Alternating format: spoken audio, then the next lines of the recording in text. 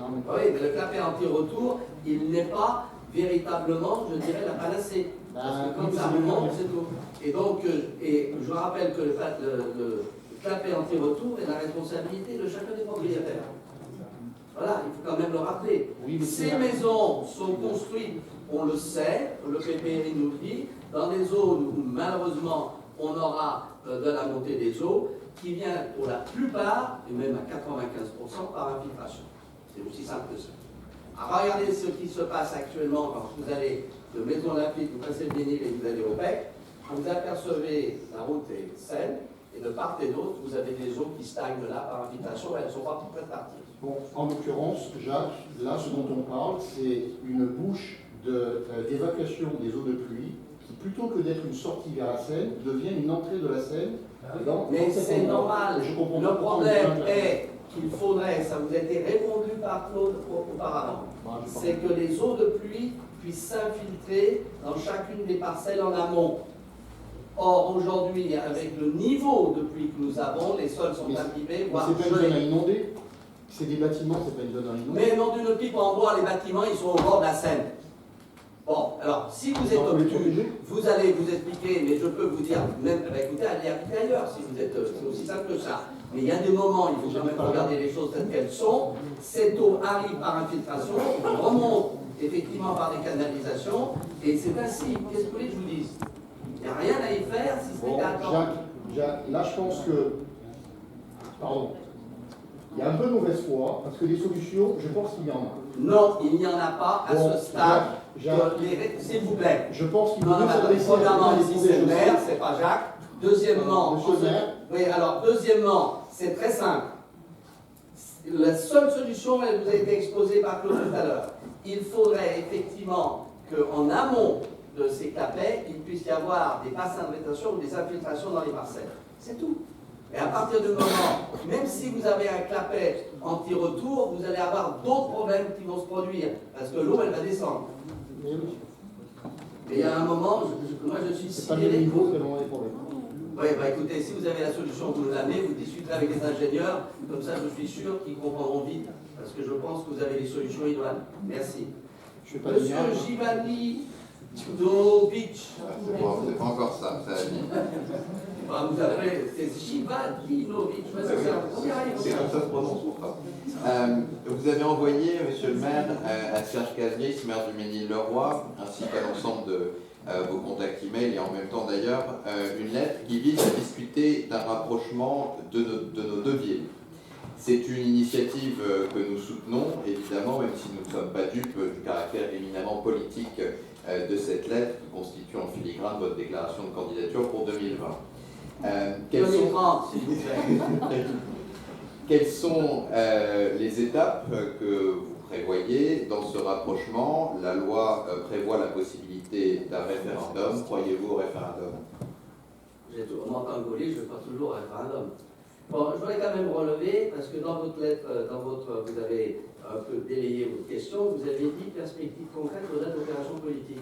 Et là, je trouvais que vous aviez un esprit tout à fait à la hauteur, un peu mesquin. Parce que pour moi, il ne s'agit pas d'une opération politique, il s'agit d'une nécessité.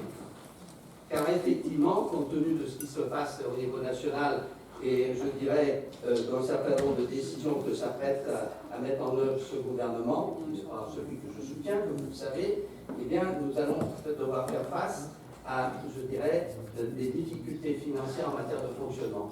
La loi de 2110, qui a été légèrement modifiée, est une possibilité. Et donc, il faut effectivement que nous ayons une réflexion à ce sujet. Je suis tout à fait conscient que ça va prendre du temps, car il y a des esprits à convaincre, il y a de la pédagogie à faire, et c'est ce que j'entends faire. Donc, je vous annonce que je ferai effectivement le mercredi 21 mars une réunion à Salle-Mazerne pour expliquer les tenants et aboutissants de cette possibilité. C'est ouvert à tous les Mançonniens et tous les Ménilois. Je sais très bien que du côté du Ménil, il y a un certain nombre d'interrogations, mais l'objectif, c'est qu'il faut que ça mûrisse. Et le meilleur moyen, c'est d'avoir posé le problème en disant, bah, écoutez, ça existe, je constate tout autour de nous qu'il y a un certain nombre de mouvements qui se font. Du côté de Saint-Germain, il y a 4 villes qui essayent de regarder comment ça va se passer. C'est pas simple, hein. Ce n'est pas une opération qui se fait en 15 jours. C'est une opération qui doit être véritablement expliquée en tenant et aboutissant. J'en ai parlé encore récemment avec le maire du Mesnil, il est très dubitatif, et même certaines personnes dans son conseil sont opposées. Donc, mais je pense qu'il est de mon devoir d'expliquer et de bien faire comprendre que de toute façon, c'est l'une des possibilités qui nous est offerte actuellement. Ce n'est pas la loi Marcellin. Il ne s'agit pas d'une fusion dans la loi Marcellin qui a été un échec total. Mais aujourd'hui, on sait très bien qu'il y a, selon les informations que nous ont données l'AMF, il y a 580 communes nouvelles. 580. Il y en a d'autres en gestation, mais il faut, à mon avis, que ça mûrisse.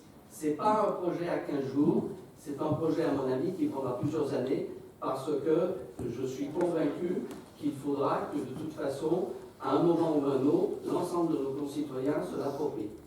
C'est ça l'objectif, et pas autre. Et je suis persuadé qu'on n'échappera pas à ce débat et qu'on n'échappera pas à ce genre de solution.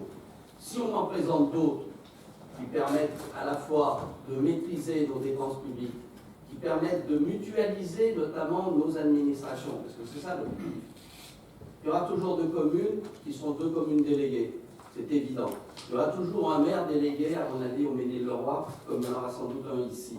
Bon. Mais il est impératif que l'on comprenne de quoi on parle. On ne parle pas d'une fusion comme on l'avait pensé avec la loi Marcellin.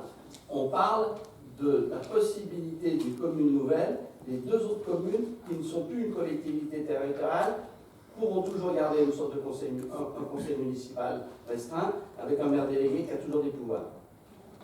Idem pour le Mesnil. Donc, c'est quelque chose d'intéressant.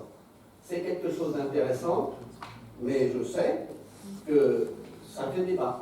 Et bien, ce débat, on va l'avoir. C'est aussi simple que ça. Et donc, le mercredi 21, je vais exposer, je dirais, ce que ça représente, et puis on en débattra, mais je sais que ce ne sera pas encore suffisant. Il faut que ça mûrisse. C'est quelque chose qui va durer un certain temps. Voilà ce que je voulais vous dire. Alors, pour ne pas répondre à une question tout à l'heure de Maïka sur l'arrêté de carence, on va en dire un mot bien sûr dans le budget. Je vous rassure, ce n'est pas un nouveau arrêté de carence, c'est la continuité de l'ancien avec une prime majorité. C'est aussi simple que ça, sur lequel j'ai été eu ça, et dont vous allez voir les éléments dans l'Europe ce soir, dans le débat de l'orientation budgétaire, et ensuite, bien évidemment, dans le budget. Voilà. Oui. En fait, l'arrêté du 4 décembre mentionne l'abrogation de l'arrêté précédent sur la... D'accord, mais il continue plus belle. Qu'est-ce que vous voulez que je vous dise? Oui, mais il prend une autre disposition qui est le fait de récupérer le contingent. Oui, c'est pas la même chose. Alors là, je vais vous dire une chose sur ce côté-là. Je veux dire, aucune préfecture dans l'état de délabrement où sont aujourd'hui les effectifs de la préfecture ne sont capables de reprendre ça. Ça n'est pas la question que nous posons. La question que nous posons, c'est quel est le statut des espaces qui ont fait l'objet de conventions à l'EFIF pour l'exercice du droit de préemption. Il continue. Et je garde le fondement d'un arrêté abrogé. Non. Il continue, et je peux vous dire, parce que c'est quelque chose que j'ai discuté encore il y a 2 jours avec le préfet, et effectivement, nous continuerons de travailler sur la base de la convention que nous avons passée avec les filles. Et je peux vous dire une chose, aucun préfet dans l'état actuel, les effectifs qu'ils ont en préfecture sont capables, il y a 19 villes qui sont carencées. Et à mon avis, ça va croître et embellir. Et donc, aucune préfecture n'a les moyens en hommes pour gérer tout ça. Je ne vous citerai pas la phrase du préfet parce que c'est une conversation privée et que comme j'ai les meilleures relations avec ce préfet qui comprend parfaitement les difficultés que nous avons, donc je la réserve pour moi-même. Voilà. Et sachez que de ce côté-là, et d'ailleurs, nous avons une convention avec les filles qui a un budget de 30 millions d'euros. Et nous allons continuer de travailler avec lui. Voilà. Sur ce point précis, parce que je ne voulais pas laisser ce point en l'air compte tenu de l'importance qu'il avait. Bon, alors, chers collègues et néanmoins amis, nous allons donc prendre l'ordre du jour, et donc je vais, voilà, j'y suis.